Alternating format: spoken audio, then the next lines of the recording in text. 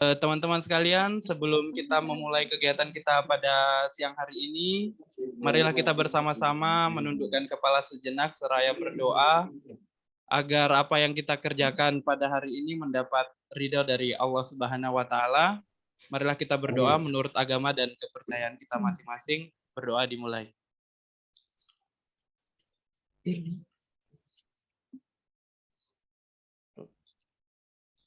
Berdoa selesai.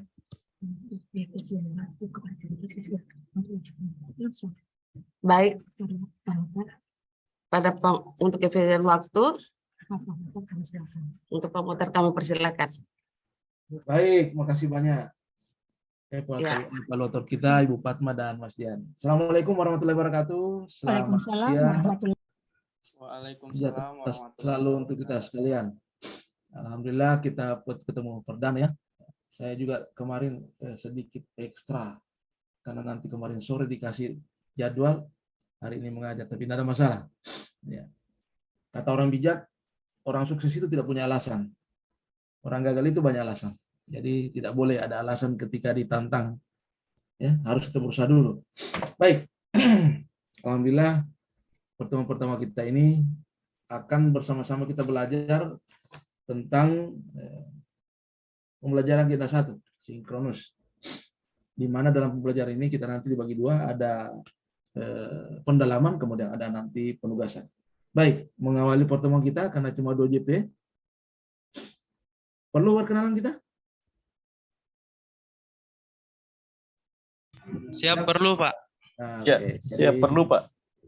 Pokoknya mau perkenalan dulu, nah, supaya kita saling mengenal dan bisa saling menyapa.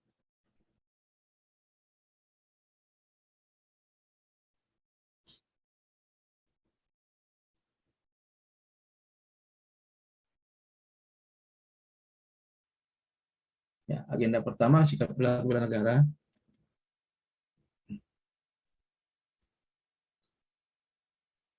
Kenalnya seperti ini.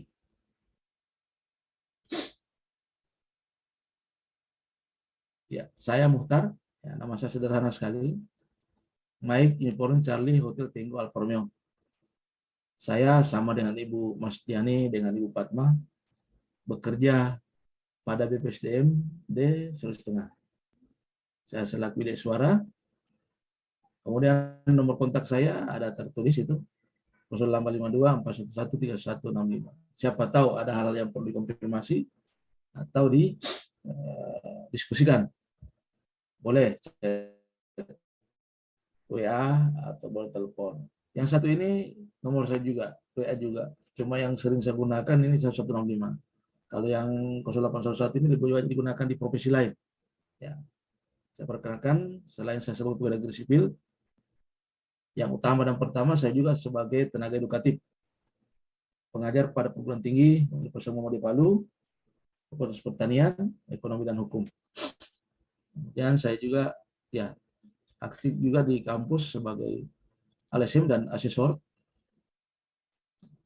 Kemudian ada satu pekerjaan saya yang mulai berkurang saya lakukannya itu selaku advokat atau lawyer ya. Baik. Alamat saya kalau di dalam KTP tertulis itu BTN Petobo F2 nomor 12.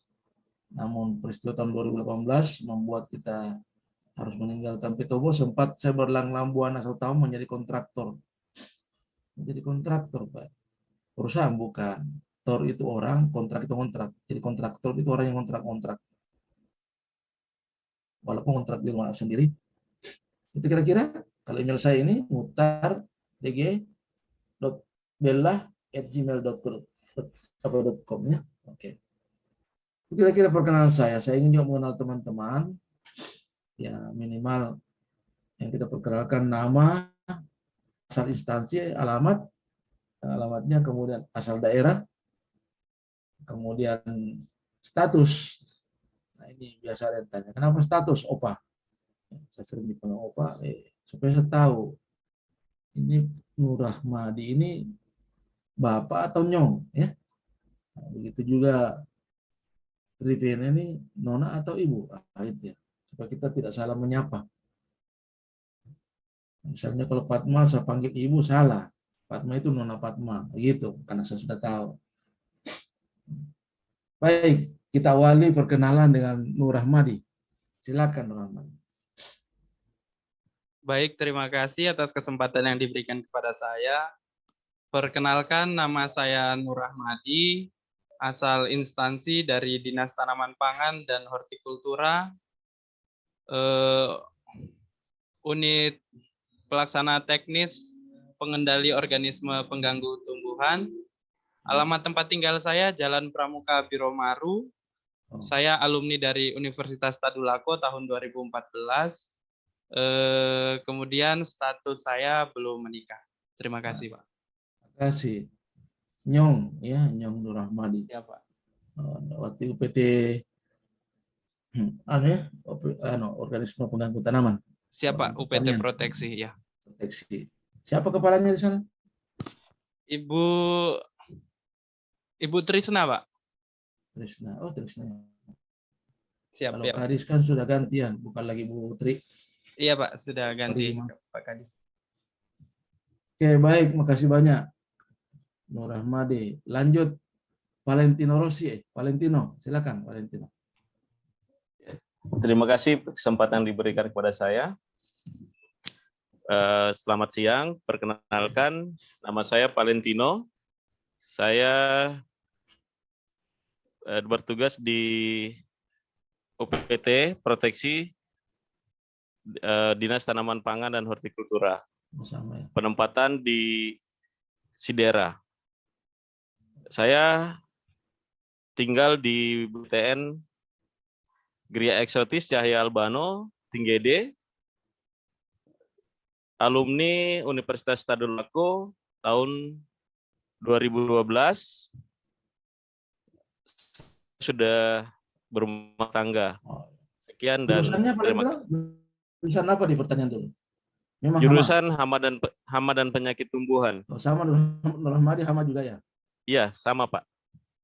Anak buahnya Pak Ane, siapa? Pak Rahim Taha, siapa sih itu? Iya, pembimbing kedua saya Pak, Pak Rahim Taha. Teman saya itu.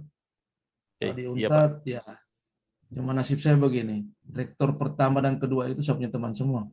Direktur itu saya punya teman rata-rata, karena saya juga basic pertanian. Ya, sama-sama Oh iya semua Pak. saya. Iya. Salam hormat kalau ketemu.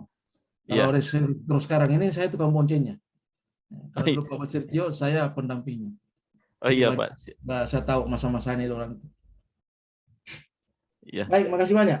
Iya, siap Pak. Iya. Bagus, banyak kita diskusi karena sedikit saya pahami juga pertanian karena saya lama. Saya punya ilmu pertanian itu dari 20-an tahun lah. Jadi dari 93 sampai tahun 2010. 2010 baru saya jadi Bidai Suara. Baik, kasih lanjut. Trivena. Baik Pak, terima kasih atas kesempatan yang diberikan. Perkenalkan, nama saya Trivena Andreina Perapi, asal instansi saya di Rumah Sakit Undata Palu sebagai perawat. Terus alamat saya di Perumahan Kelapa Asri Permai, Jalan Guru Tua. Terus saya alumni dari Stikes Kusuma Husada Surakarta, nurse-nya tahun 2020. Terus status saya Pak belum menikah. Nona Trivena. Terima kasih Oke, Pak. terima kasih. Daerah asal Trivena? Saya Pak sudah besar di Palu, tapi sukunya Morowali Utara Pak. Ya. Oke. Ya karena saya lihat wajah-wajahnya kayak bukan wajah orang Palu. Ya. Ya Pak. Oke, makasih Nona Trivena. Ya. Lanjut. Lutfia Wahyuni. Mohon izin Pak, terima kasih atas kesempatan yang diberikan. Mohon izin memperkenalkan diri, nama Lutfia Wahyuni Putri, asal instansi Dinas Perhubungan, alamat tempat tinggal Jalan Dewi Sartika 5, kemudian orang asli orang Poso, besar di Palu. Siap Pak. Status Lutfia? Siap, status belum menikah. Iya, Nona Lutfia. Siap Pak. 135 dekat apa ya? Di depan Mbaan ya, lapas masuk dalam, bukan? Siap, setelah jembatan Pak. Oh iya, iya, iya. Karena saya juga orang Dewa Sartika, saya di Karangjalembang. Oke, kasih Lutfia. Nona Lutfia. Lanjut, Adiani atau Adiani? Ya baik Pak, terima kasih atas kesempatan yang diberikan. Nama saya Adiani Purwa Utari, asal instansi BPPID, Badan Penelitian dan Pengembangan Inovasi Daerah, Provinsi Sulawesi Tengah, alumni UNTAD 2013, status sudah menikah, alamat rumah BTN Palupi, Blok I3 nomor 33. Adiani ya, peneliti Adiani ini. Iya Pak, Oke. Kita. Alumni UNTAD jurusan apa ya? agribisnis. Agribisnis. Oh, anak buahnya Iya. Pak Muisin ya. Ya. Siapa yang Mimi kemarin? Pak Saiful Darman. Saiful Darman. Itu. Dan Rewa namanya. Iya. Dan Rewa, Saiful Darman. Teman saya juga, sama-sama di CDP dulu. Iya Pak. Bang Ipul dan Rewa. Tukang bakalai dulu waktu masih muda itu. Saya tukang bawa perangnya itu. Oh iya Pak. Terima kasih Adiani. Iya Pak. Ya, Ya, lanjut Fitri Astrida. Ya Pak, terima kasih atas kesempatannya. Perkenalkan nama saya Fitri Asrida, atas asal instansi RSUD Undata sebagai apoteker, asal daerah dari suku Bugis, alamat Jalan Mojokodi nomor 9A. Status belum menikah. Terima kasih Pak. Nona Fitri Astrida. Tapi kok medok kayak Iya. Jawa Astrida? Sudah lama di Jogja tapi. Oh, ya kan dibilang saya orang Bugis. Nah kok Bugis? 13 tahun di Jogja Pak. Pantas. Bugisnya Bugis mana, Fitri? Sinjai sama Wajo orang tua. Oh, Sinjai. Oke, ini Bugis asli kalau Sinjai Bajo. Oke, makasih Fitri Astrida. Ya Pak, terima kasih. Si apoteker. Lanjut, Baso. Ini kalau mau dibilang orang Jawa salah ya. Izin perkenalkan diri Pak, mohon maaf apabila ada suara dari luar karena tetangga lagi renovasi rumah. Oh, enggak apa-apa. Oke, perkenalkan nama saya Bos Wandi, berasal dari Dinas Kelautan dan Perikanan. Alamat sekarang itu berada di Jalan Marboro, Jalan Undata, Lorong Marboro. Status belum menikah, asal daerah dari Makassar. Gimana? Universitas Hasanuddin Pak. Gimana ke Makassar, Baso? Di Manuruki Pak. Toriwana Makassar nih, Baso. Anak muda masih nyong, Baso? Sudah menikah? Iya Pak, masih. Pelan-pelan, sekolah dulu, lanjut dulu. Siap Pak, siap. Menikah gampang itu. Coba lihat Pak itu. Sekolah dulu. Oke, Dan. Makasih, Baso. Iya Pak. Lanjut, sensi. Sensional atau sensitif ini? Lanjut, sensi.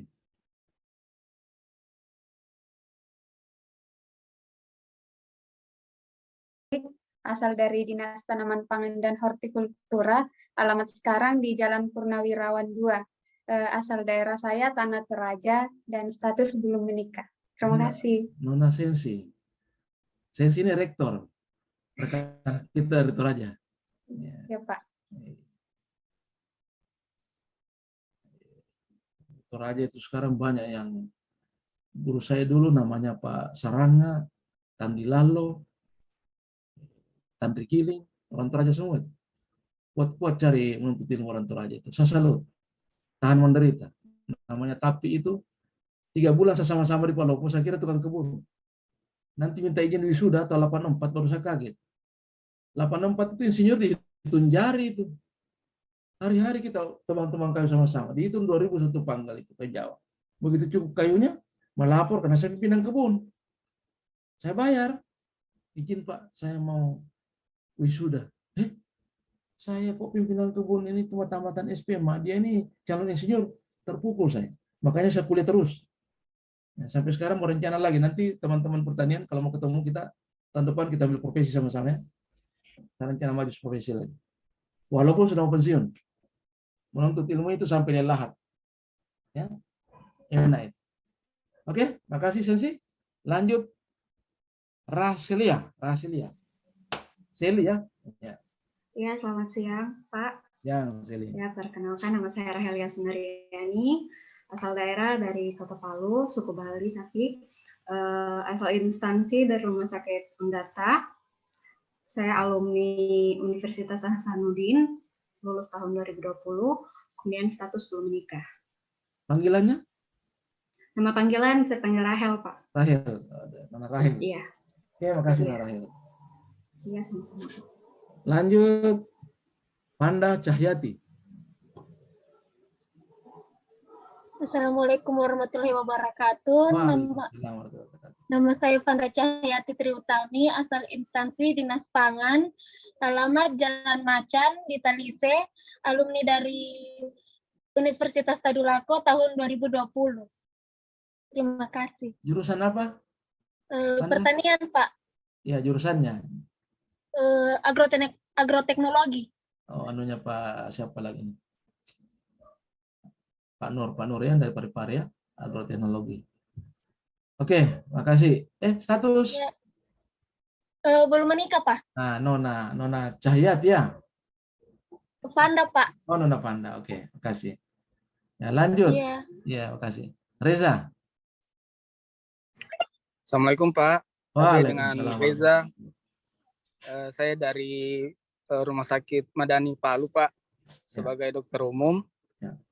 Alamat di Jalan Tafanjuka Permai nomor 15 Palu. Saya alumni dari FK Untat angkatan 2017, profesi dokter. Sudah menikah Pak, ada 1 orang anak Pak. Reza. Terima kasih Pak. Oke, suku orang dari mana Reza? Orang Palu asli? Saya dari Morowali, Palopo Pak. Oh iya. Ya Reza ya. Oke, makasih Pak Reza, dokter. Iya Pak. Ya, makasih. Pelan-pelan ya, lanjut ke perjalanan. Saya lihat di perjalanan Reza ya. Iya Pak, saya sementara karena kebetulan mau perkenalan sehingga yang ada jaringan kebetulan Pak. Oh iya. Lanjut, sambil dengar-dengar aja. Dengar aja. Iya Fokus Pak, ke makasih banyak Pak. Fokus lingkaran Iya, utama, Pak. keselamatan jauh lebih penting. Materi bisa Iya Pak. didengar. Oke? Iya, makasih banyak Pak. Ya. Baik teman sekalian, demikian perkenalan kita. Nah, tentu kita sekarang mau masuk belajar sama-sama agenda 1. Kalau mau dibahas agenda 1 ini panjang. Kalau dulu ini materinya kita 3 hari. Sekarang dikasih 2 jam. Nah, kenapa? Karena kalian sudah lulus emosi. Jadi tinggal pendalaman kita. Oke, saya mau coba pelan-pelan. Ya. Nah, kalau kita lihat model pembelajaran kita, karena awal jadi saya perkenalkan dulu. Nah, model pembelajaran kita ini adalah model pembelajaran, ada 3 jenis model pembelajaran kita.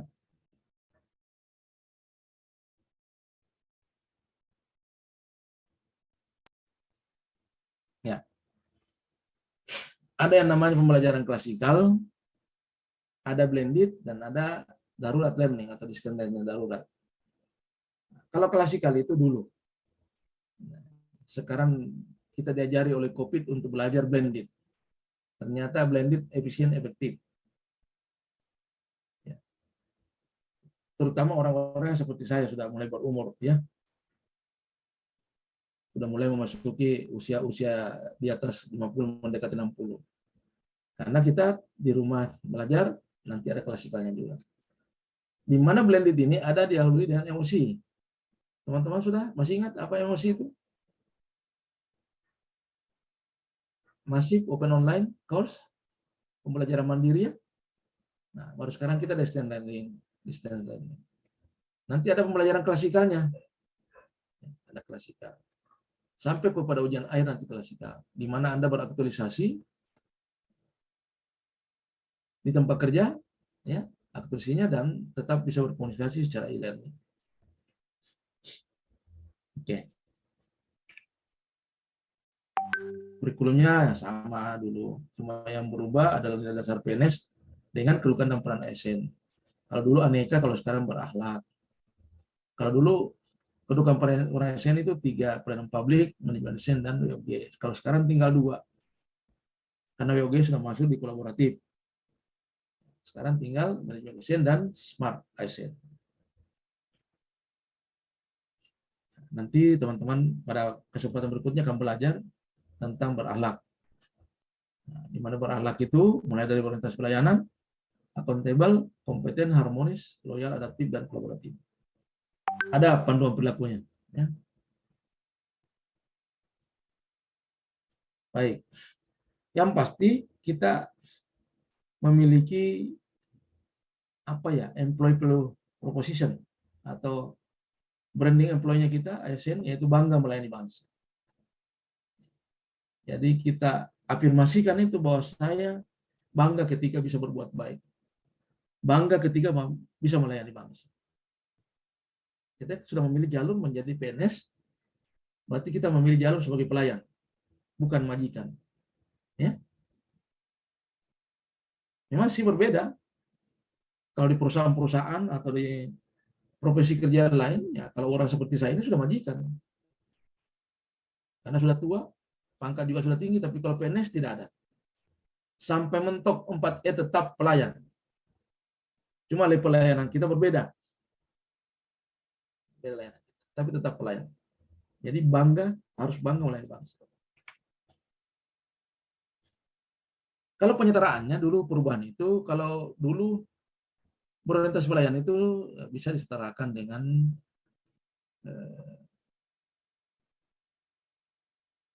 pelayanan publik. Akuntabel itu ya, nilai-nilainya hampir sama dengan akuntabel dan anti korupsi.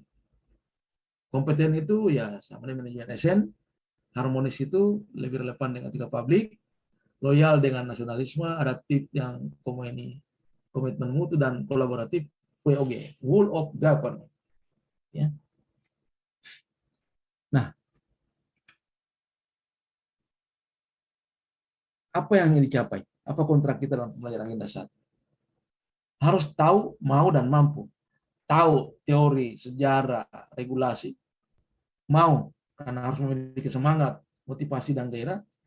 Dan harus mampu mengimplementasikan dalam aksi, nilai, ya, dalam pelaksanaan aktualisasi dan habituasi.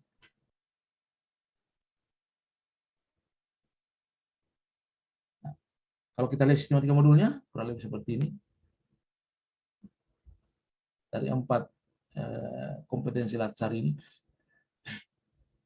Jadi mulai kita harus memahami WASBAN, Masa Nusantara, di mana ada konsensus dasar, Pancasila, Undang-Undang Negara Republik Indonesia tahun 45, NKRI, Bhinneka Tunggal Ika. Kemudian bangsa dan negara kita ada lambang-lambang negara, hierarki peraturan perundang-undangan harus kita pahami, bendera negara, bahasa negara, lambang negara. Kemudian dalam mempelajari konsep bela negara, dalam modul Lit 1, kita harus memahami dasar hukum, pengertian bela negara, dan indikator nilai bela negara.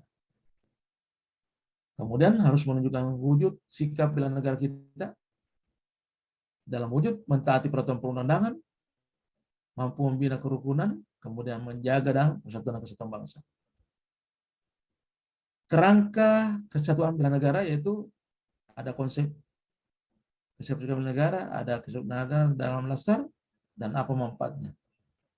Ada 3 modul, modul 1, modul 2, modul 3. Kalau modul 3, duanya menyangkut masalah isu kontemporer. Kita akan belajar konsep perubahan lingkungan strategis, dan modal insani. Kemudian teknik analisis isu. Sebentar kita coba lihat, belajar sedikit bagaimana isu kritikal, teknik dapisan, teknik analisis isu.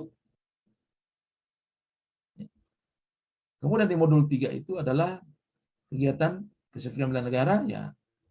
Nanti teman-teman dipandu oleh struktural, bagaimana peraturan baris, tata upacara, keprotokolan, kewaspadaan dini, membangun tim, ya.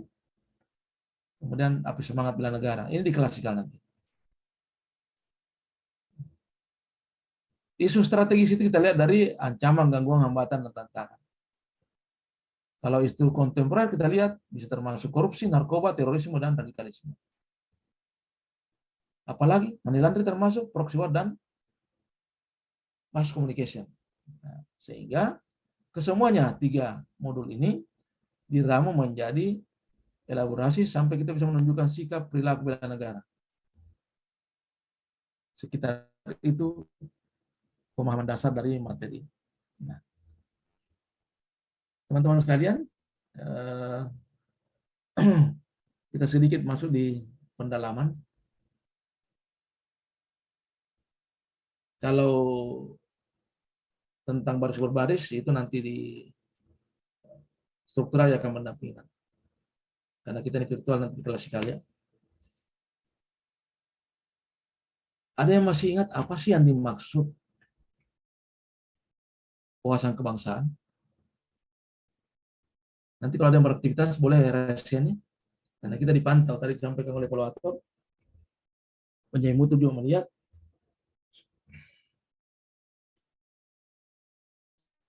Masih ingat? Silakan. Trivena, silakan. Iya, baik Pak. Wawasan kebangsaan adalah cara pandang bangsa Indonesia dalam mengelola kehidupan berbangsa dan bernegara, Pak. Cara pandang, ya betul.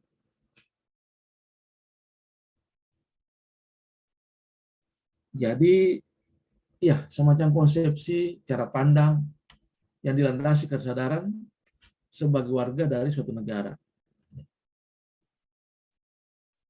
Tentu terdiri dalam lingkungannya dalam kehidupan berbangsa dan negara. Bagaimana sih kita berhidup? Ada pakar, Prof. Muladi mengatakan bahwa wawasan kebangsaan mengutamakan kesatuan dan persatuan di wilayah dalam penyelenggaraan kehidupan bermasyarakat dan berbangsa dan negara. Tentu dalam mengelola negara ini ada namanya SANRI, ya, Sistem Administrasi Negara Kesatuan Republik Indonesia. Dalam diatur tentang bagaimana fungsi negara, tugas nasional, dan cita-cita tujuan nasional. Anda sudah belajar. Struktur kelembagaan negara kita yang tertinggi adalah Undang-Undang Dasar Negara Republik Indonesia tahun 1945. Baru ada, kalau dulu masih ada namanya lembaga tinggi negara, lembaga tertinggi negara, kalau sekarang tinggal satu sebutannya. Lembaga-lembaga negara. Ada BPK, ada Presiden Wakil Presiden, DPR, MPR, DPD, MA, Mahkamah Agung, Mahkamah Konstitusi. Ya. Ada lembaga-lembaga lain seperti KPU, non kementerian, ya. Komisi Yudisial, banyak ya. Itu Anda sudah belajar semua.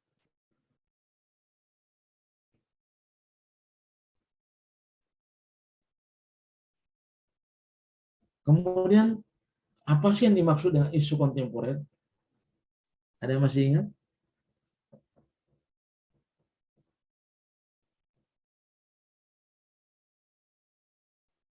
Kontemporer.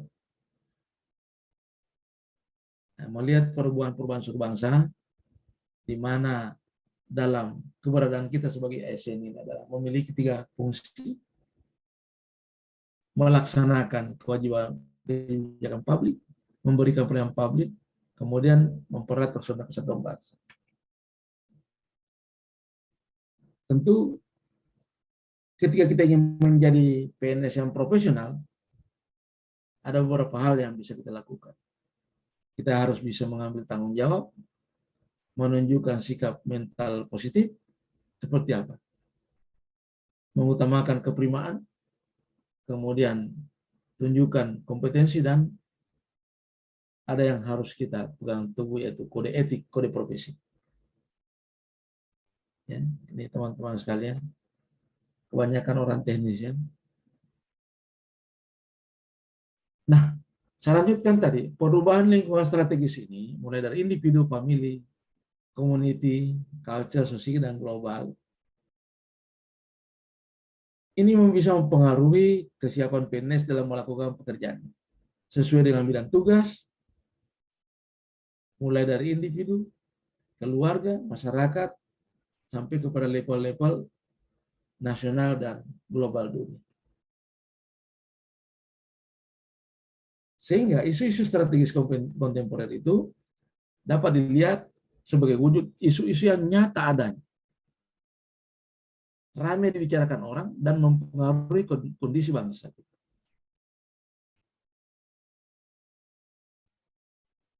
Ada bayangan? Kalau misalnya korupsi, apa masuk isu kontemporer? Masuk atau tidak?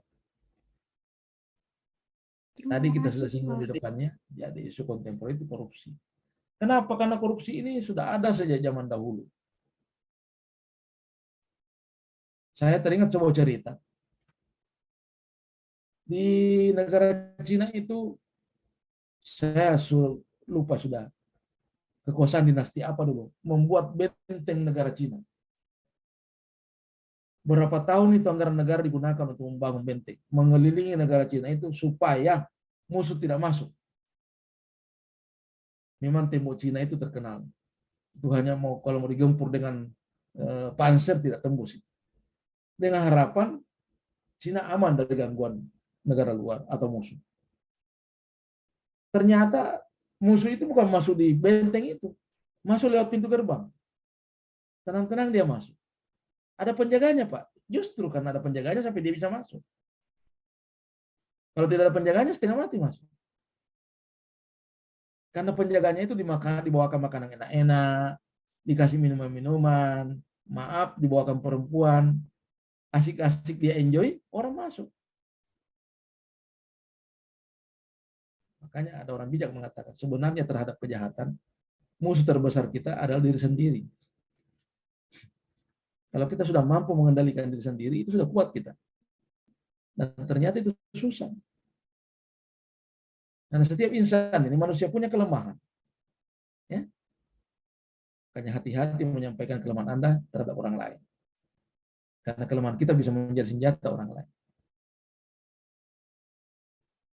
Korupsi itu terjadi sampai bisa orang masuk di tembok Cina itu karena keamanannya itu yang dipersenjatai justru dia korupsi di Sogo. Ya. Apalagi kira-kira. Dulu itu kan ada upeti-upeti. Itu kan bentuk seserahan itu, bukan itu. Yang banyak upetinya itu aman dia. Apa korupsi itu masih ada sekarang? Ada. Tidak usah takut-takut. Kalau kita belajar bebas nilai. Yang penting jangan diekspos keluar. Korupsi itu ada. Cuma jangan menyebut lembaganya, oknumnya. Karena negara itu tidak pernah korupsi. Oknumnya penyelenggara itu yang korupsi. Narkoba masuk enggak isu kontemporer? Termasuk. Masuk.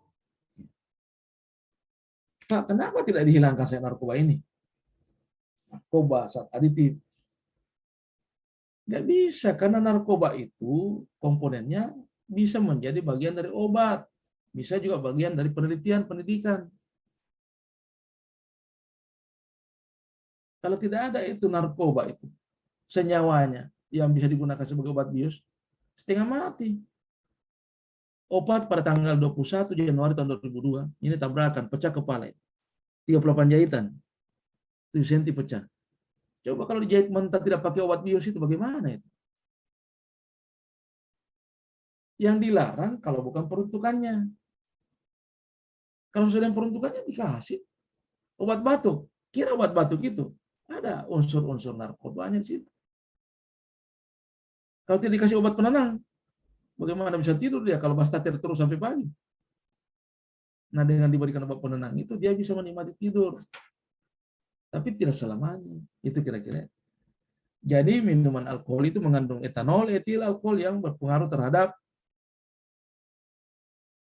penekanan pada saluran saraf. Zat aditif yang paling rendah itu apa? Tembakau. Makanya kan banyak sekali warga kita, bangsa kita di sini. Saya tidak naik, saya juga dulu merokok. Saya merokok dari tahun 86, istirahat merokok sampai sekarang tahun 90. Istirahat ya. Mudah-mudahan tidak balik lagi. Perokok itu buta huruf, tidak tahu membaca dia. Maaf. Saya biasa heran. Kalau kita takut dengan COVID-19, peringatannya COVID kita hanya disuruh pakai masker. Jaga jarak. Kalau perokok itu berani. Makanya banyak perokok itu tidak takut dengan COVID. Sedangkan jelas-jelas ditulis di baliho itu, rokok membunuhmu. Dia tidak tahu artinya apa artinya. Makanya ada cerita anekdotnya teman-teman. Dia bilang ketika dia baca Quran tentang bahaya plesir, berhenti plesir dia. Dia baca Quran tentang bahaya minum alkohol, berhenti minum alkohol. ketika dibaca koran tentang bahaya merokok, berhenti baca koran. Susah dihindari. Makanya saya dianggap orang berhasil karena bisa berhenti merokok. Niat saja itu, karena kenapa? Baunya itu kalau mulutnya orang perokok itu busuk. Apalagi kalau puasa itu sampai 3 meter itu baunya itu. Ya, teman sekalian. Kemudian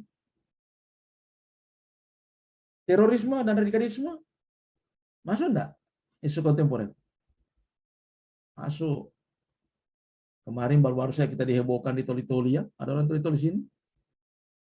Pada saat penggerebekan teroris di Toli-Toli, hilang bersama dengan dokter ahli. Gimana ceritanya?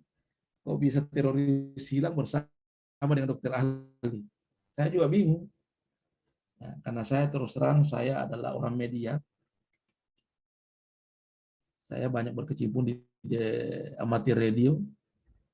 Saya juga keluarga dari pimpinan Radar Sulteng, pimpinan redaksinya. Saya dapat informasinya. Bilang, oh tidak, bukan bersama teroris itu. Tidak tahu lah benar atau tidak ya. Bukan bersama teroris. Dia bersama perempuan, dia pindah-pindah hotel. Banyak. Itu. Tapi itu cerita lainnya. Yang jelas terorisme dan radikalisme itu adalah masuk isu kontemporer. Negara kita sudah menyiapkan itu kesiapsiagaan nasional. Jadi memberikan pemberdayaan masyarakat, peningkatan kemampuan aparatur, perlindungan peningkatan sarana prasarana, pengembangan kajian terorisme, pemetaan wilayah rawan radikal dan terorisme. Apa yang tidak siap? Sampai terorisme tidak habis. Masyarakat kita tidak siap. Bukan kerjasama dengan kita, tapi dia kasih makan baik-baik itu teroris. Dia kasih uang, dia kasih senjata, mana mau habis. Alasannya manusiawi.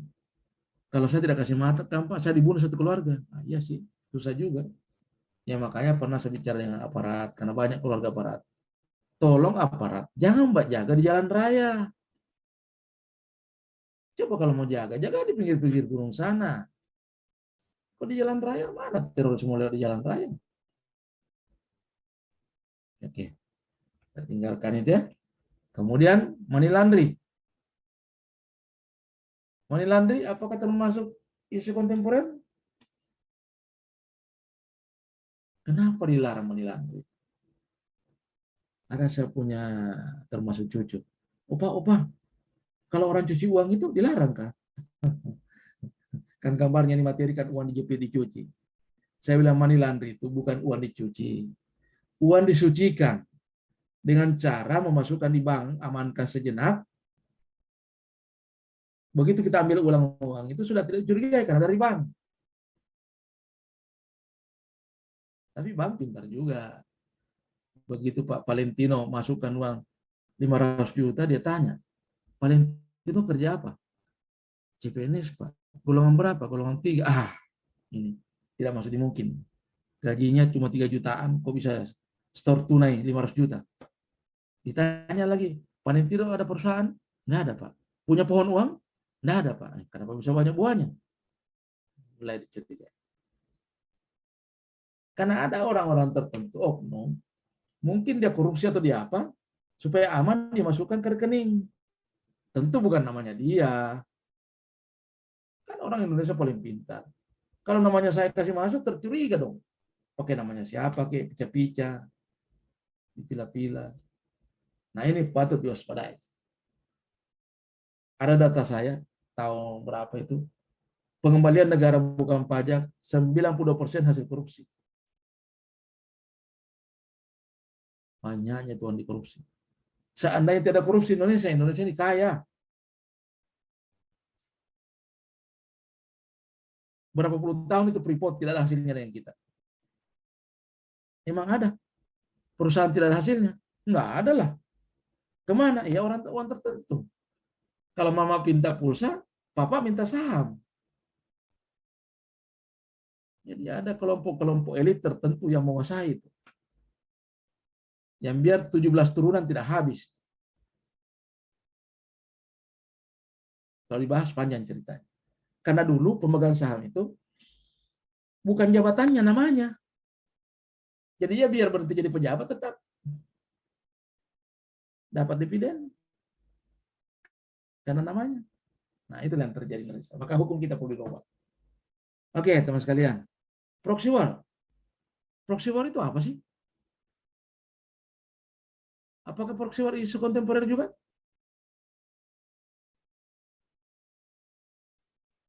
Teman-teman tahu proxy war?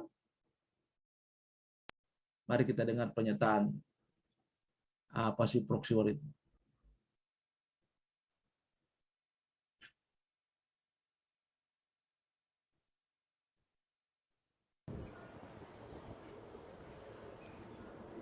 Pagi, saat ini saya sedang berada di Holland dan di belakang saya adalah replika kapal VOC yang dulu pernah datang ke Indonesia dipimpin oleh Jan Pieterszoon Koen.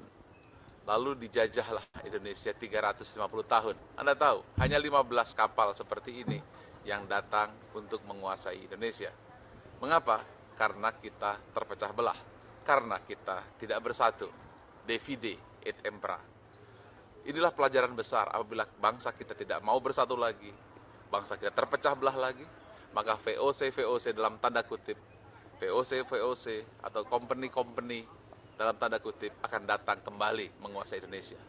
Maka bersatulah, ingatlah pelajaran besar supaya penjajahan di era digital tidak lagi terjadi kepada bangsa kita. Merdeka. Merdeka. Jadi proxy war itu adalah politik adu domba. Ya. Politik adu domba. Adakah sekarang politik adu domba? Banyak. Bisa berbentuk dalam bentuk hoax, bisa dalam bentuk bullying, bisa dalam bentuk apa. Teman-teman, terutama yang berkecimpung di kesehatan dan pelayanan masyarakat, kemarin begitu kita digulirkan isu tentang COVID, banyak orang meraih keuntungan di COVID itu dengan menyebar isu-isu yang kebohongan, membuat suasana bangsa kita tidak stabil, membesar-besarkan isu, membuat orang tidak bisa bekerja.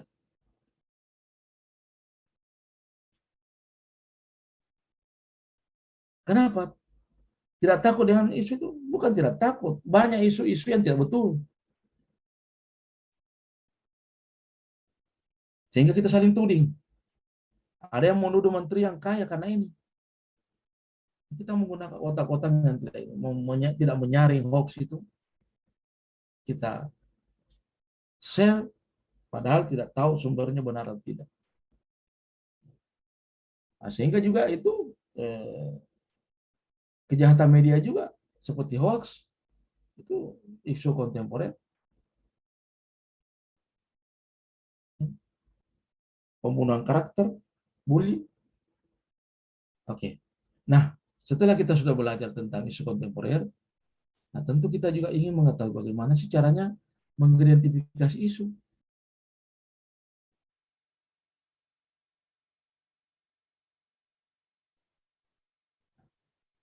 Jadi cara kita menganalisis isu,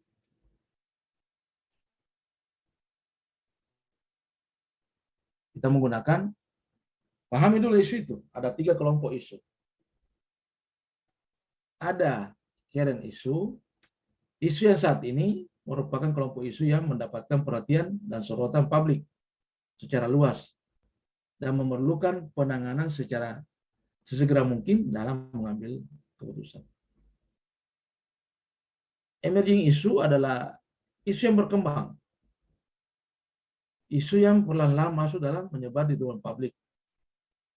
Mulai menyadari adanya isu tersebut. Yang masih perlu dicari pengembangannya adalah isu potensial. Karena isu ini belum nampak di ruang publik. Tapi bisa terasa dari beberapa instrumen. Bisa kita lihat di media sosial, penelitian ilmiah, data intelijen, dan sebagainya. Nah, untuk mengidentifikasi isu tersebut, kita bisa melalui beberapa cara. ada media scanning.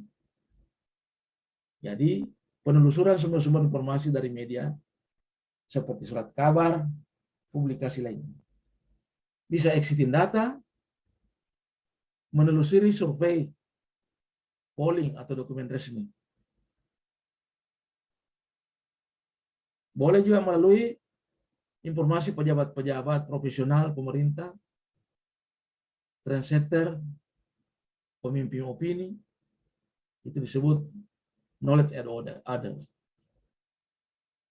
Kemudian bisa kita juga menelusuri melalui komisi independen, bisa di lembaga-lembaga ibadah, masjid, gereja, institusi bisnis yang terkait dengan isu tertentu.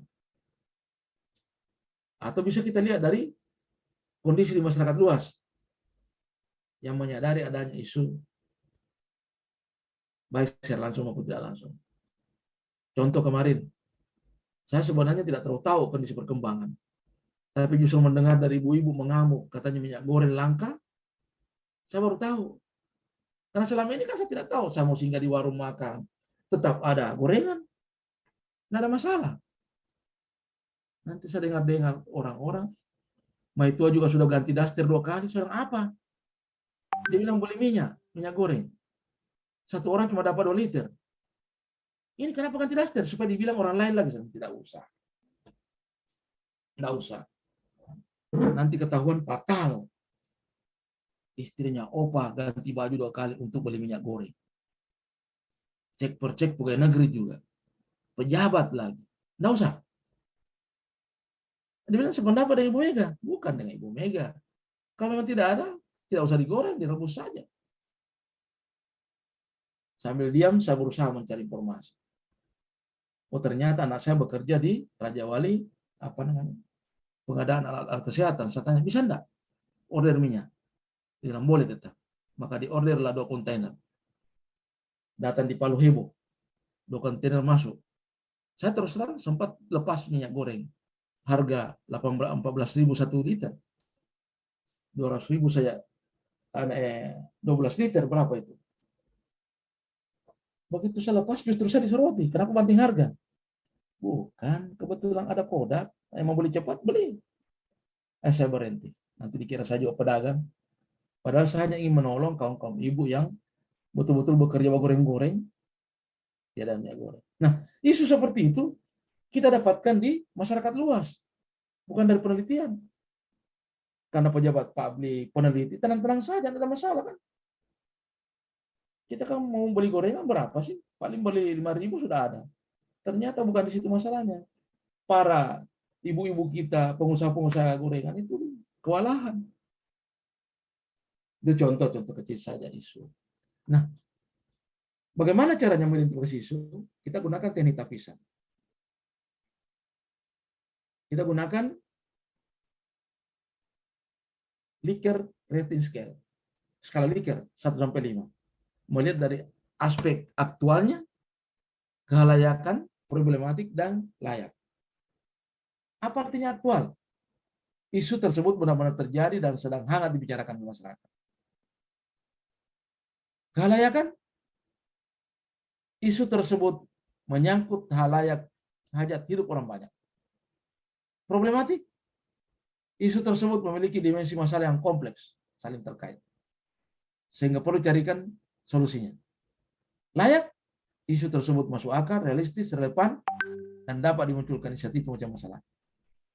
Konkretnya termasuk tusi Anda, kewenangan Anda, boleh. Setelah diidentifikasi, semakin aktual semakin tinggi nilainya. Berikutnya turun-turun. Untuk memvalidasi, membuktikan apa benar isu itu yang benar, maka kita masukkan lagi dengan teknik validasi data USG. USG ini bukan di kesehatan ultrasonografi, bukan. USG di sini urgensi, seriousness, and growth. Atau saya istilahkan GMP, gawat, mendesak, pertumbuhannya. Urgensi, seberapa mendesak, harus dibahas. Seriousness, seberapa serius, dikaitkan dengan akibat. Kalau tidak diselesaikan, bagaimana akibat? grow, seberapa besar kemungkinan memburuknya kalau tidak diselesaikan. Setelah lolos 2 analisis ini, baru kita masuk di analisis penyebab masalah. Boleh map akibatnya taruh di tengah, baru penyebabnya, penyebab dari penyebab. Gitu. Jadi sini dikasih masuk akibatnya, penyebab pertama, kedua, ketiga, keempat. Penyebab yang keempat ini apa lagi? Sampai kepada paling kecil penyebab. Boleh juga kita gunakan fishbone analysis, taruh di kepalanya, dan akibatnya, penyebabnya sistem, surrounding, skills, dan supplier. Ada juga machine, material, apalagi. Silakan. Ditaruh di sirip-siripnya itu penyebabnya. Kalau masih ada penyebab sirip itu dikasih penyebabnya. Nah, ya. Kemudian bisa juga kita gunakan SWOT. Sekilas saja saya jelaskan ke saudara sudah lulus. Tinggal diulang. Itu kira-kira tentang isu kontemporer.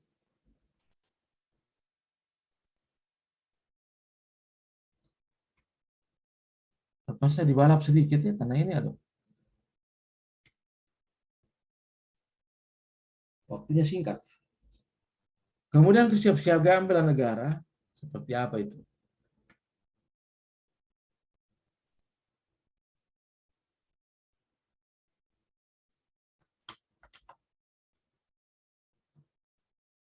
Teman-teman masih ingat apa sih yang dimaksud bela negara? Ada yang masih ingat?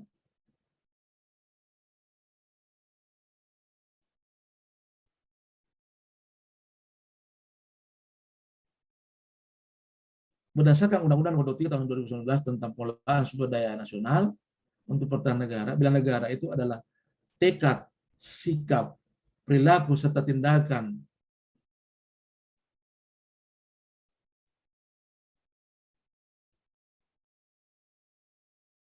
warga negara baik secara perorangan maupun kolektif. Untuk apa?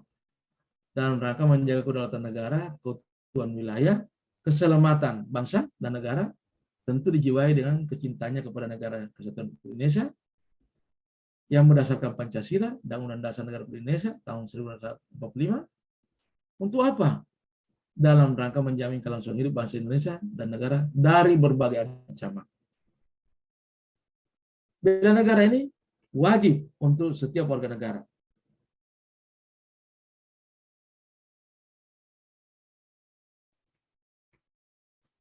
Ya.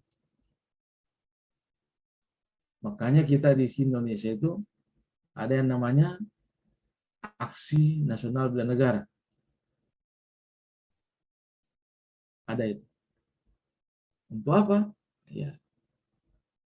Bagaimana warga negara bersinergi setiap warga negara untuk mengatasi segala macam ancaman, gangguan, hambatan, dan tantangan berdasarkan nilai-nilai luhur bangsa Indonesia untuk menciptakan negara yang berdaulat, adil, dan makmur. Memang ini bahasa-bahasanya pendahulu hebat-hebat.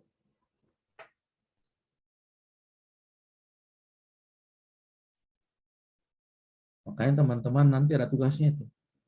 Ada rencana aksi bela negara. Seperti apa? Kita pelajari itu. Apa sih aksi bela negara itu? Jadi bentuk aksi bela negara itu ada berapa jenis nilai bela negara? Masih ingat? Ada 5 ya. Cinta tanah air. Apalagi? Sadar berbangsa dan bernegara. Setia kepada Pancasila sebagai ideologi negara, rela berkorban untuk bangsa dan negara. Kelima, mempunyai kemampuan awal bela negara. Itu nilai-nilai bela negara kita. Indikatornya, ya kalau cinta tanah air seperti apa? Ya tentu tidak perlu kita berperang ya. Cintai, jaga, lestarikan lingkungan hidup. Hargai dan gunakan karya anak bangsa.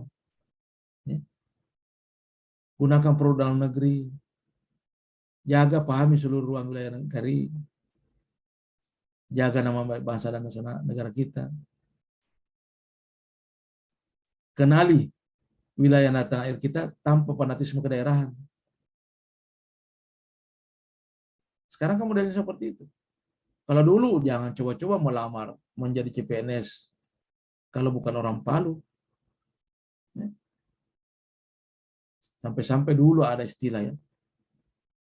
Saya tidak sangka kalau ada orang bilang begitu. Kalau buol katanya bukan untuk orang lain. Jangan coba-coba melamar di sana. Kalau sekarang tetap buol tapi boleh untuk orang lain. Buktinya lulus ini kan.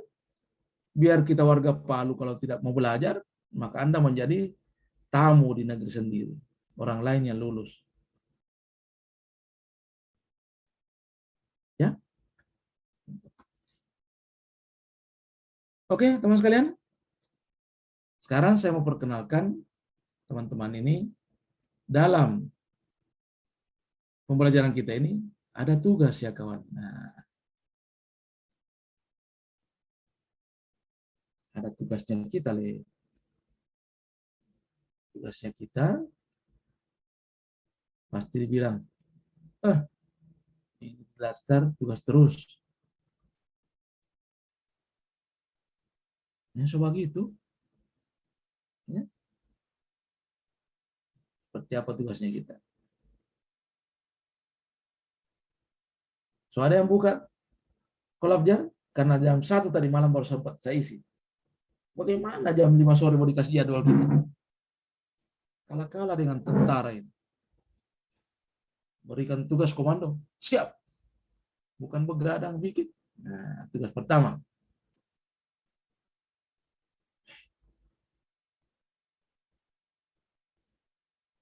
Individu pertama, susunlah ringkasan materi. 3 mata pelatihan, agenda 1, UASBANG, isu kontemporer dan kesiapsiagaan bela negara. Ringkasan materinya. Dibuat dalam bentuk learning journal. Boleh dalam rekaman suara, boleh naskah. Kalau rekaman suara, linknya saja ya, linknya. Link rekaman suara nih. Tugas kelompoknya, buat video visualisasi bangsa. Silakan Anda buat dalam format MP4, durasinya 2-3 menit saja. Video visualisasi bangsa.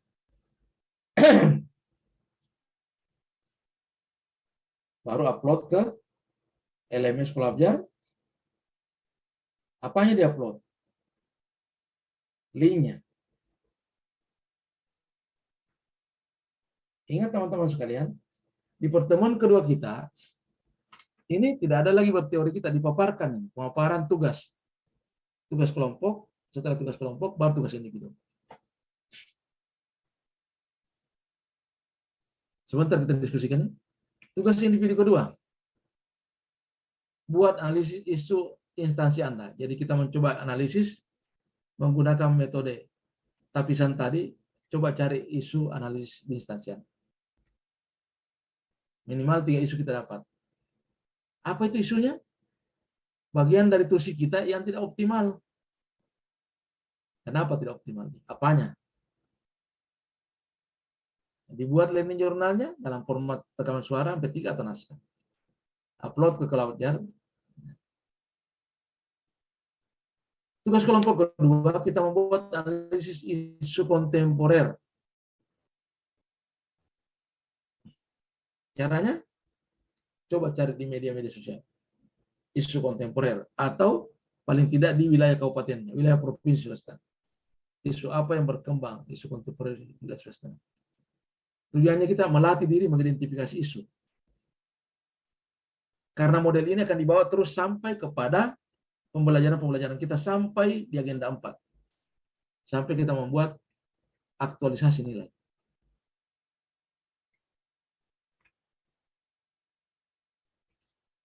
Tugas individu ketiga, jadi cuma 2 kelompok, 3 individu.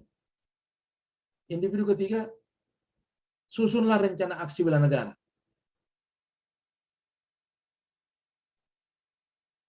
dibuat dalam Learning Journal. Caranya buat kayak matriks seperti ini. Setiap ditulis dulu angkatan berapa, nama, nomor daftar hadir, instansi, nama mentor, jabatan mentor. Misalnya nilai bela negara apa?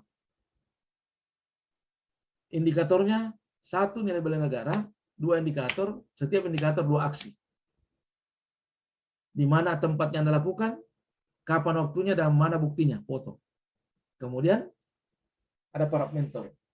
Pak, susahnya jauh sekali ke sana, mau dicari para mentor, susah lagi mau diparap, bisa minta izin dengan mentornya. Pak, boleh enggak saya scan di parapnya Bapak? Kalau di provinsi tidak ada yang jauh. Adakah yang jauh di sini? Tidak ada ya? Tidak ada yang di UPT di kabupatennya, semua di provinsi. Dan 5 nilai bela negara, setiap nilai bela negara 2 indikator, dan setiap indikator 2 aksi. Itu yang dibuat. Kapan masa aksinya ini Pak? Sejak Anda jadi CPNS. Kapan sempat dibikin Pak? Mungkin ada Anda punya foto dulu kerja bakti, kasih masuk di sini. Kapan Anda bikin? Apa nilai bela negaranya? Silakan.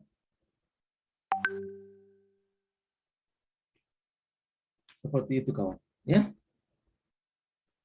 Nah, sekarang kita diskusi. Ada enggak yang mau ditanyakan terkait dengan materi dan tugas? Biasanya itu yang banyak ditanyakan tugas.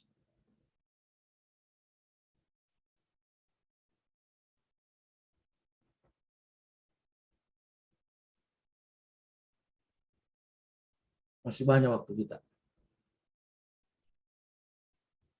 Ada yang mau ditanyakan? Atau ada yang mau coba-coba menyampaikan isunya? Kita latihan-latihan di sini. Kira-kira di instansi Anda apa isu yang Anda anggap isu kritikal? Saya sarankan belajar memang mengidentifikasi isu dari itu yang tidak optimal untuk dijadikan bahan aksi aktualisasi nanti.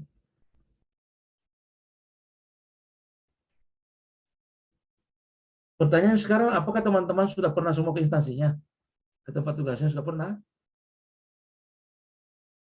Ya? Bagaimana Trivena? Sudah pernah? Karena pengalaman tadi di Kabupaten Donggala katanya belum pernah ke tempat tugas.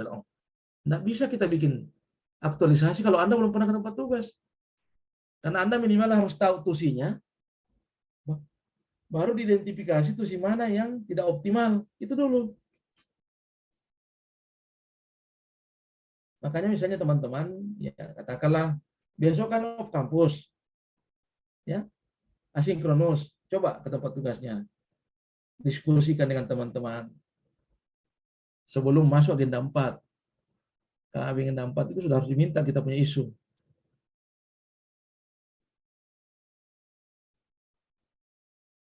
Teman-teman kelompok ini sudah tahu siapa coachnya nanti? Oh, silakan, Valentino. Ya, terima kasih Pak Ya. Dokter. Jadi saya kebetulan di pertanian Pak. Ya.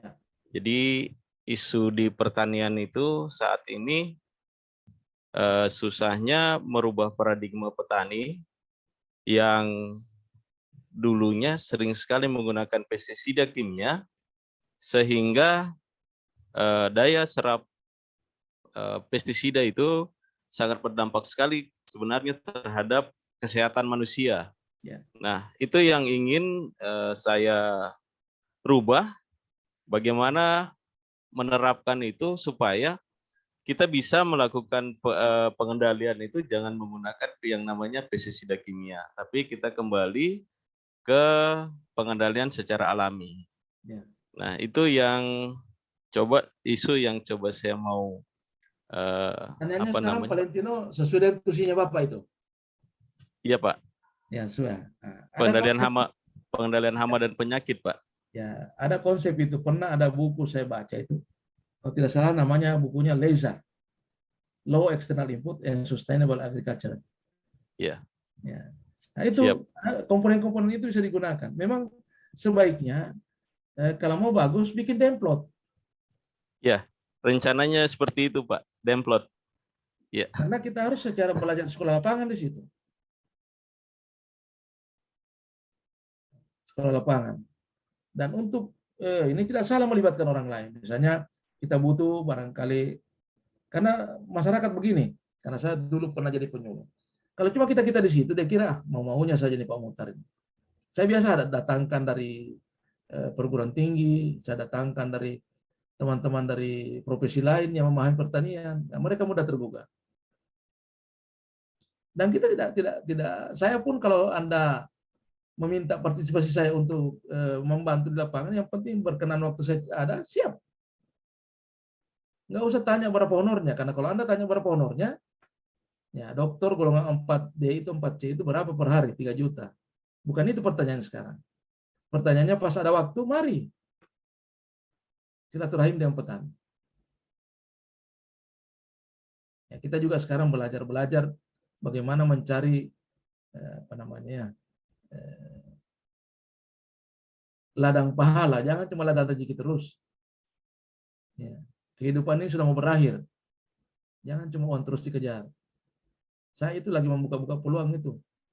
Kalau ada pekerjaan-pekerjaan yang mampu saya laksanakan yang bernilai ibadah dan pahala, saya siap.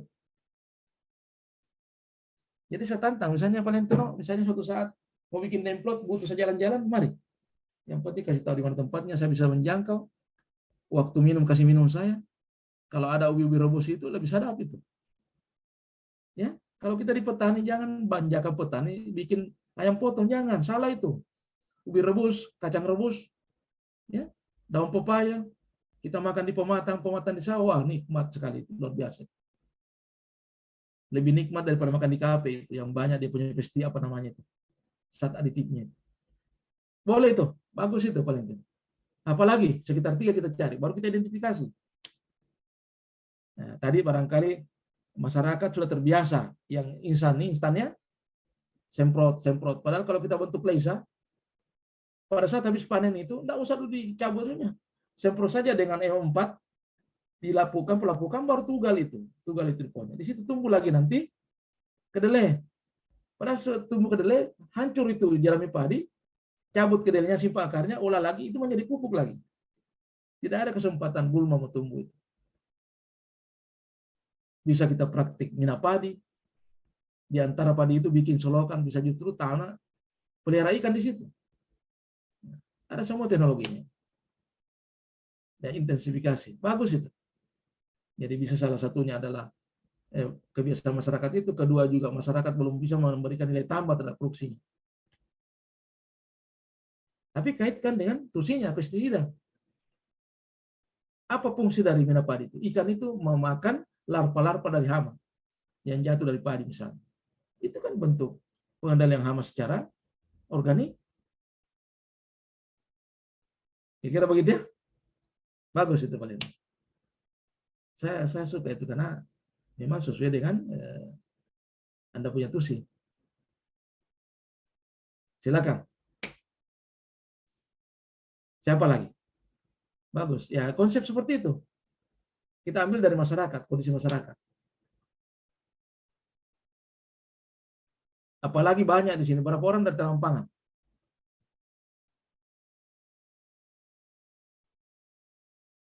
Siapa kepala bidangnya di sana? Masih ada Pak Saryanto. Sudah pernah ke sana? Sudah Pak, saya di Ibu Trisna Pak, Kepala Balai. Nah, iya, Pak Kadis, di PT. Pak Nelson Pak. Nelson dari Parigi, Pak Nelson. Iya.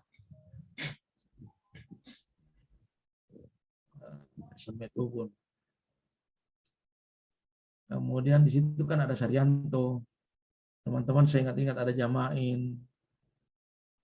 Oh, kalau yang di Sidera itu Pak Haji siapa itu? Ada Nirma juga di situ, Nirma. Kemudian siapa lagi itu? Ya, ada Ibu Nirma Pak. Pak Sarjan Kepala Lab Pak. Oh, Pak Sarjan. Siapa lagi Pak Haji itu yang sudah pensiun itu? istrinya, suaminya Ibu Anu dosen Untat itu ya, dosen Hama. Ibu Hafsa, suaminya Ibu Hafsa. Nah, di situ juga dia di daerah. Ada S2 juga, master di situ baru-baru angkatan tahun lalu saya bimbing. Perempuan. Nah, boleh. Jadi kalau Anda berapa orang, mungkin satu hamparan beberapa paket teknologi pengendalian hama. Ada yang mengkaji dari aspek teknisnya, ada dari aspek sosialnya. Masyarakat kan tahu, tapi kenapa dia tidak melakukan? Masyarakat tidak mau lama. Karena masyarakat terbiasa bekerja, selesai satu tahap baru jalan tahap lain. Padahal kalau di Jawa, sebelum panen itu padi, sudah panen ikan dia. Pas panen padi, sudah siap bibitnya, kedelai.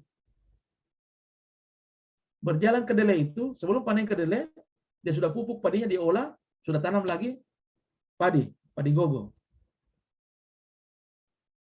Jadi orang IP 3.000, IP 300 ya. Tidak ada masa berol.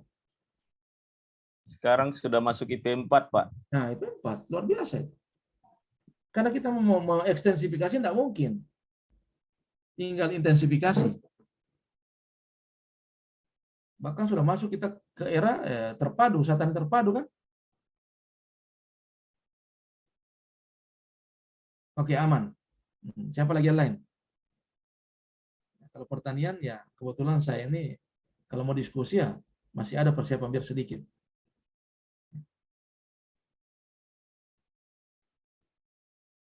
Kesehatan juga banyak. Kita tidak melihat dari aspek teknis kesehatannya, tapi kita perlu melihat dari budaya masyarakat. Pertanyaannya, kenapa masyarakat lebih suka ke dukun? Ini kan juga tantangan buat kita. Padahal jelas-jelas Anda sekolah sampai mendapat predikat bisa jadi kompeten orang kesehatan, profesi.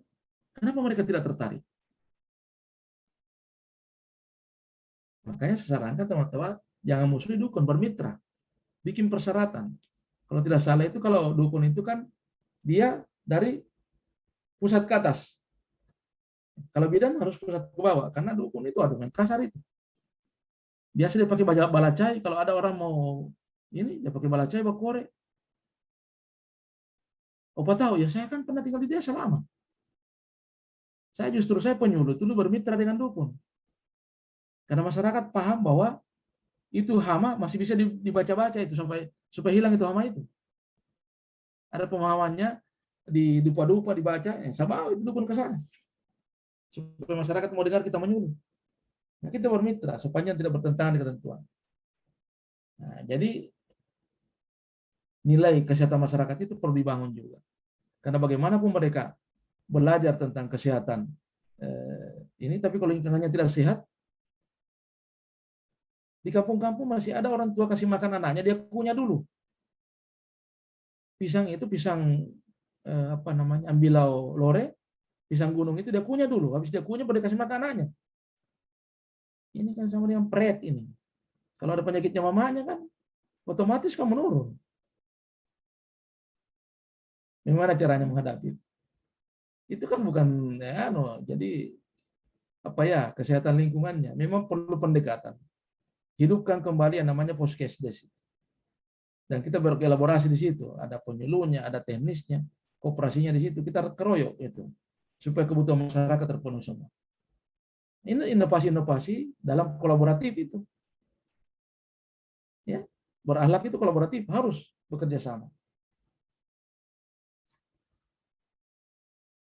Selain kesehatan dengan pertanian, ada tadi apa lagi? Perhubungannya. Ya, Pak. Nah, apanya kira-kira lu yang perhubungan? Ya, Pak, izin menyampaikan untuk sekarang proses untuk perizinan untuk ojek online itu sendiri, Pak, masih belum ada yang mau untuk mengurusi perizinan dikarenakan keuntungan mereka menjadi berkurang ketika ingin melakukan perizinan. Seperti itu, Pak. Ya, itu perlu. Tapi Lutfi cari dulu apa kira-kira nilai yang bisa nilai tambah mereka. Ada enggak perlindungan kalau ada izinnya dia? Itu perlu sosialisasikan. Yap. Bahwa ketika nanti ada ojek online bermasalah, tidak punya izin, maka kita tidak urus. Tapi kalau dia punya izin, berarti kita bantu dari asuransinya ke apanya, Kak. Yap, dari Dinas Perhubungan sendiri sebenarnya sudah menyediakan koperasi, Pak. Nah, Tinggal sosialisasinya lagi yang akan kita gencarkan, Pak. ya, lanjutkan itu. Tapi pelan-pelan, jangan targetkan tercapai itu, tapi apanya dulu. Karena Anda nanti bekerja cuma 1 bulan, deh. Ya, Pak. Ya, goalnya apa dulu yang dicapai? Nanti taruh jangka menengah, jangka panjang itu koperasinya. Tapi jangka pendeknya apanya dulu? Sosialisasinya kan? Atau kita bikinkan aplikasi yang bisa melacak dia kalau dia tidak punya ini. Ya, sebenarnya ada 2 itu ya, reward and punishment. Kalau mereka tidak mengurus izin, apa hambatannya kita berikan supaya bisa dia terpaksa harus mengurus izin. Ya. Kemudian cari kira-kira yang mampu Anda lakukan. Karena inovasi itu bukan berarti kita membuat sesuatu yang wah besarnya, bukan. Tapi inovasi itu ada efektif, efisien, dan ada nilai kebaruan. Bukan baru ya, nilai kebaruan. Ada sesuatu yang berbeda. Nah, seperti saya ceritakan tadi di kelompok sebelumnya, kan dia bilang lama jangka waktunya dari rujukan sampai kepada yang penerima rujukan. Saya bilang caranya, dibilang dikasih laju mobilnya, saya bilang bahaya itu. Bukan ada risiko berikutnya kalau tabrakan. Saya bilang perlu Anda pikirkan pada saat dia selesai mendaftar di sini, Anda sudah bekerja, filenya, administrasi sudah terkirim ke rumah sakit penerima rujukan itu. Berproses sampai kepada mereka, penjaminan sudah selesai. Sampai pasien langsung masuk ruangan. Tidak perlu lagi kau tanya-tanya siapa penjamin, mana keluarganya, itu kan bikin jengkel itu. Orang sudah menetes darah masih ditanya lagi siapa penjaminnya, mana dia punya rujukan. Ya kalau orang mau pesta perkawinan kan dipersiapkan itu. Kalau orang mau kecelakaan tidak ada yang mempersiapkan kecelakaan. Ya kan? Nah, seperti itu. Jadi inovasi kita yang membuat mereka bisa lebih nyaman. Memang tidak bisa kita selesaikan secara sempurna, bertahap. Nah, seperti itu ya. Ya, teman-teman, berpikirlah inovatif. Ya, karena yang dimaksud inovatif adaptif itu. Nilai adaptif tadi itu bagaimana kita bisa bekerja secara inovatif. Menyesuaikan keadaan. Bukan lagi zamannya orang sekarang ini antri sampai keram lutut berdiri. Ini di loket. Antrian juga kita baku gabung dengan, ya bukan kita tidak mau dengan masyarakat umum, tapi kan berbeda parfumnya kita. Ya, bagaimanapun busuknya kita ini, kasihan yang dari PNS, biar golongan rendah, masih ada sedikit, tapi kalau yang dari, maaf ya, yang sudah berkeringat dari lalundu sana, itu 3 macam aroma sudah itu. Lain dari mulut, lain dari baju. Bisa kita pingsan sebelum masuk ya, tempatkanlah, bedakan. Banyak inovasi sebenarnya, teman-teman sekalian. Banyak inovasi yang membuat orang nyaman.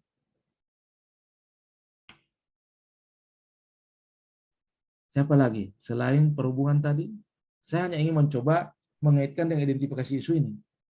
Yang memutuskan nanti ya Anda punya coach ya, pembimbing Anda, bukan saya. Bukan saya, Anda punya coach.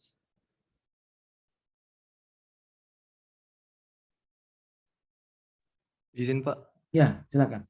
Izin Pak, saya dari Perikanan menyampaikan kalau dari kami itu nelayan masih memilih melakukan penangkapan secara ilegal seperti bom ikan yang dapat merusak karang dan dapat membahayakan nelayan itu sendiri. Ya. Nah, apanya Baso yang kita ini? Karena nelayan itu susahnya. Nelayan ini kalau kita mau dekati, pertama kalau kita datang pagi masih tidur. Iya Pak. Siang-siang dia bekerja daring. Iya. Iya, habis bekerja merokok kopi langsung turun. Jadi kita bekerja sama dengan ya mungkin ada Pol PP atau apa, pemerintah perangkat desa, ada pertemuan-pertemuan tertentu kita adakan. Karena memang bahayanya itu sangat berisiko tinggi. Di daerah Labian sana ada masyarakat di daerah sekitar Labian itu ke bawah, itu sudah tiada telinga sebelah itu. Masih hidup kayaknya dia. Lambat dia lempar itu bom, kan dia rakit dari botol, meledak di telinganya, hilang sebelah kepalanya. Sebenarnya dulu itu saya bilang foto itu baru jadikan ikon. Inilah risikonya kalau mau ngebuang ikan. Kedua juga merusak biota laut. Ya. Dari plankton-planktonnya mati semua, tidak bisa hidup. Rusak itu. Karang-karang. Jadi tidak ada kehidupan ikan, akan menjauh dia. Karena sumber makanannya itu planktonnya kan hilang semua. Nah, bakso ini cari desain, materinya kumpul-kumpul. Ya, saya punya ide juga begini. Sekarang ini kan nelayan itu memang susah ketemu secara fisik. Tapi nelayan juga itu ada bermain WA. Ada media sosialnya juga. Bahkan ada organisasinya itu, Baso. Anak Breaker itu kalau di daerah sekitar Ampana itu 338 di frekuensi. Kalau Donggala itu 314. Saya biasa masuk-masuk itu frekuensinya dorang, bicara-bicara. Dia bicara tentang izin, dia bicara tentang apa. Nah, kita bisa berhimpun di situ. Nah, memang pendekatannya humanis ya. Karena orang-orang seperti itu biasa pernah saya dengar. Kenapa sih kita harus mengikuti mereka? Nah, kita punya perahu-perahu sendiri, uang sendiri. Ini memang tantangan pekerjaan kalian ini kan tidak gampang. Nanti Baso juga bekerja sama dengan penyuluh perikanan. Di tempat Anda kan banyak penyuluh perikanan. Dulu itu masih ada, di perikanan itu masih ada Acim dulu. Sekarang so pindah. Dokter apa itu Acim. Kemudian ada beberapa teman-teman di situ. Dan Sulawesi Tengah ini termasuk bagus karena sudah bekerja sama dengan perikanan dari Sulawesi Selatan. Sering ada datang kunjungan dari sana untuk sharing, knowledge sharing, bagus. Nah silakan, apanya Baso mau ambil? Penegakan peraturannya kah? Sosialisasinya kah? Lebih ke sosialisasinya, Nah, Pak. sosialisasi dulu. Ya. Jadi ada upaya kita sosialisasi, kemudian membentuk kelompok-kelompok masyarakat. Jangan kelompok perikanan, pemerhati kelautan dan perikanan. Jadi dia mengambil tanggung jawab sebagai advokasi. Kalau perlu belikan dia tanggung jawab sebagai advokasi. Dia yang membina orang lain. Saya pernah punya bimbingan tempat intel cilik di sekolah. Jadi justru anak kecil yang melapor kalau ada narkoba di sekolahnya. Nah, makanya pernah dari Palu narkoba beredar di lingkungan sekolah, ditangkap berapa orang. Saya tidak usah sebut sekolah mana. Apa yang melaporkan? Intel cilik, anak-anak yang kita pasang itu, yang kita latih. Jadi intel cilik. Anak-anak kan tidak tahu bohong. Dia lapor. Padahal yang dia lapor termasuk keluarganya. Kan dia tidak mau pusing. Pokoknya dia merasa berhasil kalau bisa melaporkan. Nah itu, yang begitu-begitu kita mau. Jadi advokasi masyarakat, ya, pemerhati kelautan dan perikanan. Baru sandingkan dengan isu lainnya. Ini sebenarnya identifikasi isu sebenarnya kalau mau jujur.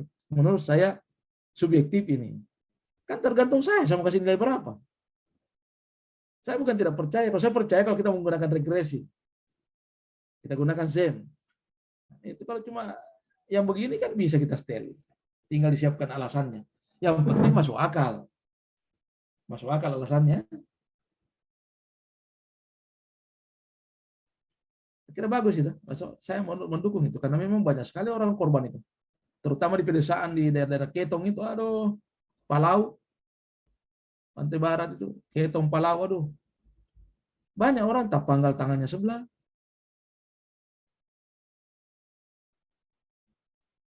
Itu kan bagaimana menjadi masyarakat yang prima kalau sudah tidak lengkap anggota tubuh.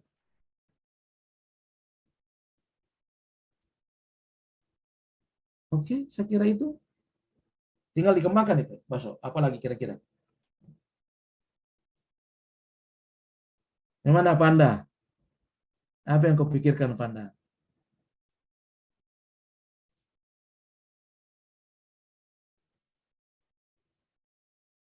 Masih ada 10 menit ya, Fatma. Nah, silakan Panda. Apa yang dipikirkan, Panda? Peneliti dong, Panda. Ya, kalau saya kan Pak dari Dinas Pangan. Kalau di Dinas Pangan itu dia lebih ke konsumsi masyarakatnya. banyak yang masih banyak masyarakat itu tidak mengatur pola makannya, sehingga anak-anak banyak yang terkena gizi buruk ataupun seperti itu, Pak. Jadi masih bingung-bingung juga mau ambil yang gizi buruknya tentang anak-anaknya atau pola asuh dari orang tuanya sendiri. Kenapa tidak ambil edukasinya? Edukasinya. Edukasi pangan sehat. Oh, iya Pak. Nanti saya pikirkan lagi. Kerjasama dengan dosen UNTAD, kerjasama dengan kelompok-kelompok masyarakat. Yang penting yang bisa kau pertanggungjawabkan selama 1 bulan. Gampang, tinggal kita bikin video edukasinya, ambil dari internet, bagaimana pola makan, baru bikin pertemuan. Ya, baik Pak, terima kasih. Cuma kita harus ukur tadinya pertama itu apa kondisinya saat ini dan apa yang mau diharapkan. Nah, nanti yang formulasi coach-nya itu, saya ingin melatih Anda bagaimana mengidentifikasi isu. Nah, kadang-kadang orang masih susah membedakan yang mana isu, yang mana masalah. Biasanya masalah itu dampak, sudah terjadi. Isu itu sebelum menjadi masalah. Masalah biasanya. Ya kayak tadi yang disampaikan Baso. Karena masyarakat tidak sadar dengan itu, kalau sudah kena pica telinganya itu sudah masalah. Tapi sebelum terjadi itu, karena mereka pengeboman liar, itu isu. Kalau sudah pica-pica telinga, mau diapa lagi? Mau diganti telinga kambing juga tidak gunanya. Nah, sama dengan Panda. Pengetahuan masyarakat itu kurang, itu isu. Dampaknya itu gizi buruk, itu masalah sudah.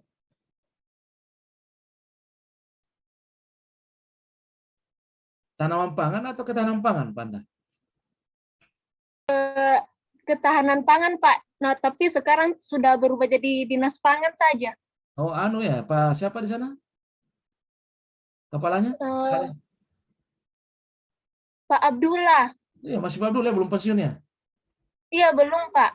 Abdullah Kaulusan, saya punya senior itu. Iya. Sudah selesai doktornya beliau? Belum? Oh, kurang tahu Pak, soalnya baru masuk. Sementara ngambil S3 itu. Oh. Ya, ada tingkat walaupun senior. Teman-teman itu. Jadi OPA ini kalau pejabat banyak teman karena memang level umurnya saya. Cuma saya memilih untuk menjadi profesi ya. Takut saya dengan jabatan seperti itu. Ya, mohon maaf, semuanya direkod. Kalau kita pejabat publik, mau benar atau salah ente kalau sudah target, dapat itu. Karena jarang sekali orang kita lolos itu. Nah, saya orang usil, banyak yang tidak suka saya karena saya kan lawyer. Banyak orang yang saya penyerahkan itu. Banyak orang ditangkap gara-gara saya karena saya kasusnya. Jadi ketika saya masuk di lembaga itu, orang kejar saya. Pasti dia kejar itu. Nah, saya memilih eksternal, ekstrim kiri saya. Saya jalur luar. Teman-teman semua di dalam. Nanti ada masalah baru dicari saya biasa. Yakin bahwa mereka itu tidak berbuat. Tidak. Sistem yang biasa salah. Kenapa? Karena kadang-kadang kita, orang administrasi, percaya kepada yang tertulis. Nah, ini kalian nanti suatu saat jadi pejabat, baca baik-baik itu narasinya. Kalau di situ tertulis menyetujui, hati-hati. Pengertian menyetujui dalam istilah hukum adalah telah diperiksa kebenarannya. Ketika Anda tanda tangan, Anda yakin bahwa benar. Beda kalau mengetahui. Mengetahui ya saya tahu dari yang tanda tangan ini. Kalau menyetujui telah diperiksa kebenarannya. Jadi kalau saya itu kalau ada kwitansi di situ menyetujui jangan harus tanda tangan. Saya suruh paraf dulu baru saya tanda tangan. Ini cerita, maaf keluar sedikit karena kita bicara tadi tentang belum tentu yang dikenaan itu pelaku, belum tentu. Kadang-kadang ya kan namanya korupsi itu kan sistem, bukan sendiri itu. Oke ya, jadi silakan pandai. Kalau Rahel, apa masalahnya Rahel? Rahel ini apa? Kesehatan apa? Bagian kesehatan Pak, apoteker. Apoteker. Apoteker, Rahel. Apoteker itu advokasi penerima resep itu. Iya Pak. Ya, banyak masyarakat itu, maaf ya bukan sakoreksi, ada yang lama kita di sini. Kadang-kadang mereka ambil resep, setelah ambil resep langsung pergi. Boleh enggak Rahel buat situ ada konsultasi kecil, ada bagian temannya Rahel yang menjelaskan kenapa 3x1, kenapa bukan 1x3. Orang di kampung dia bilang daripada 3x1 lebih 1x3, cepat sembuh, padahal pingsan. Apa masalahnya sebenarnya? Iya, Ini Pak. bukan cerita main-main. Ada juga orang dia bilang daripada rugi nih obat yang keluarganya yang 2-3 tahun lalu berobat sama penyakitnya itu dia minum juga. Sudah kadaluarsa itu. Belum lagi sistem coding di apotek Anda, Rahel. Ya? Iya, Pak. IPO-ILO ya. Ya. Kadang-kadang ada obat yang sebenarnya masuk di apotek itu sudah mendekati waktu expire. Betul enggak? Iya, Karena Pak. sistem pemesanan obat kita itu dikontrakkan. Dipesan 1 tahun baru datang itu obat. Ini tinggal 3 bulan dia expire. Dipaksakan terima. Mau dikeluarkan, tidak ada yang berkenan dengan penyakitnya orang yang obat itu. Kadaluarsa lagi. Makanya terapkan sistem coding. Dilacak itu yang mana yang kadaluarsa. Siapa tahu Anda bagikan obat yang sudah expire, berdampak, masyarakat bisa menuntut kepada kita. Padahal bukan sengaja. Karena terhimpun di kesatuan obat yang berbeda masa expire-nya. Makanya di coding. Supaya ditahu ini mendekati, itu dulu dicairkan ini. Yang sudah mendekati expire. Jangan dicampur-campur, karena biasanya masuk, disatukan semacam jenis obat. Padahal masa expire-nya berbeda. Betul, masuk akal? Iya, Pak. Betul. Nah, tinggal formulasikan bagaimana caranya itu. Iya, terima kasih. Karena bagaimanapun kinerjanya dokter, toh juga yang sangat berpengaruh apoteker. Dokter kan hanya memberikan resep. Yang terjemahkan resep itu apoteker. Terkadang juga ada, bukan apotekernya, biasa stafnya, dia samakan. Oh, habis obatnya nih Pak, tapi sama dengan ini, hati-hati, jangan. Karena ada kandungan tertentu di obat yang diresepkan dokter itu, yang tidak sama dengan obat penggantinya. Obat tahu, saya dari 2011 kena jantung. Jadi obat itu saya hafal itu jenis obat itu, apa kandungannya. Yang sering saya minum itu.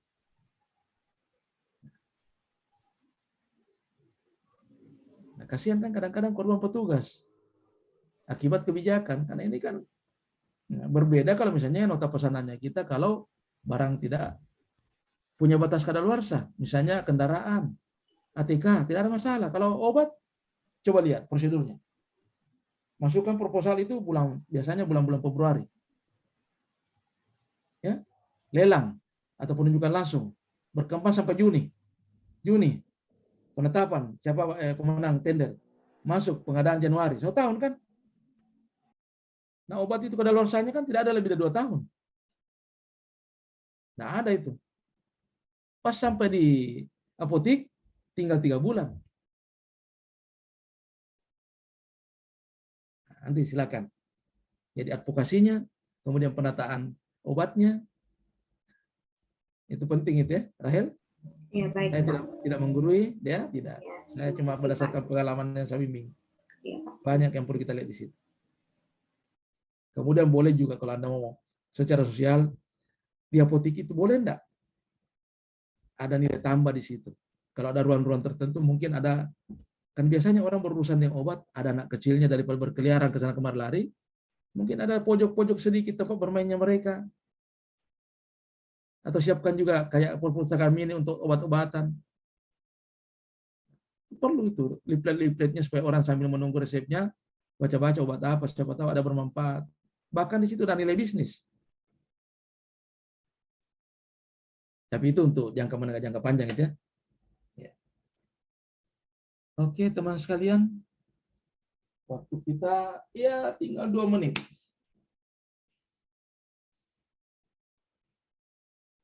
Insya Allah kita ketemu lagi di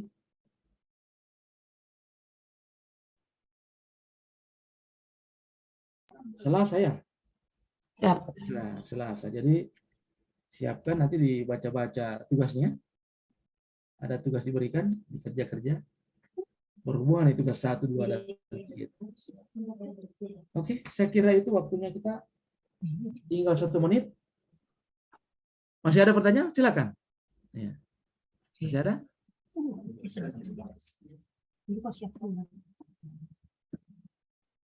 Nur Rahmat tadi apa? Angkat tangan.